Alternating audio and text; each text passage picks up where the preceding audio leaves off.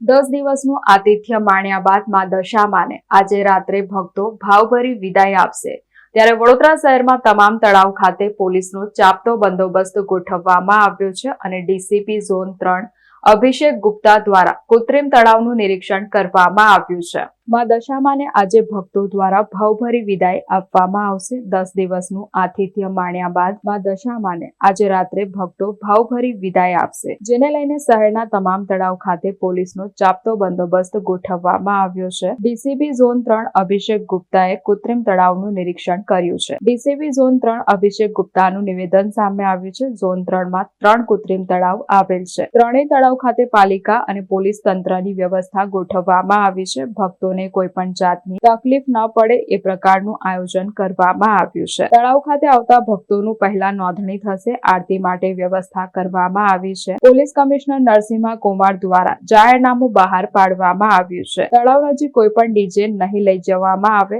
માં દશામાના ભક્તોને અપીલ છે કે શાંતિપૂર્ણ માહોલમાં તેઓ માતાજીની પ્રતિમાનું વિસર્જન કરે। માં દશામાની 10 દિવસની આરાધના પછી આજે વિસર્જનનો દિવસ છે, ત્યારે ઝોન 3માં 3 તળાવ આવેલા છે। મકરપુરા પોલીસ સ્ટેશન હદ વિસ્તારમાં તરસાલી સર્કલ પાસે એક તરસાલી તળાવ બનાવવામાં આવ્યું છે। ત્યારબાદ મકરપુરા ગામમાં એક તળાવ બનાવવામાં આવ્યું છે અને માંજલપુર ગામમાં એક તળાવ બનાવવામાં આવ્યું છે। આ ત્રણેય તળાવ ઉપર યોગ્ય રીતે લાઇટિંગની વ્યવસ્થા કરી દેવામાં આવી છે, સીસીટીવી લગાવી દેવામાં આવ્યા છે, બેરિકેડિંગ કરી દેવામાં આવ્યું છે અને પાણી ભરીને તળાવ અંદર ગોઠવી દેવામાં આવ્યા છે। તરવૈયાઓનું લિસ્ટ પોલીસ સ્ટેશનથી તૈયાર છે અને તેઓ સમય થતાં અહીંયા હાજર આવી જશે। ત્યારબાદ મોટી મૂર્તિઓના વિસર્જન માટે ક્રેનની પણ વ્યવસ્થા કરી દેવામાં આવી છે અને યોગ્ય ડાયવર્ઝન પ્લાન નક્કી કરીને તેના જાહેરનામા ડિક્લેર કરવામાં આવ્યા છે। મહેરબાન પોલીસ કમિશનર સાહેબશ્રીના જે જાહેરનામા છે તેનું તમામ યોગ્ય રીતે પાલન થાય તેવી તમામ નાગરિકોને મારી અરજ છે।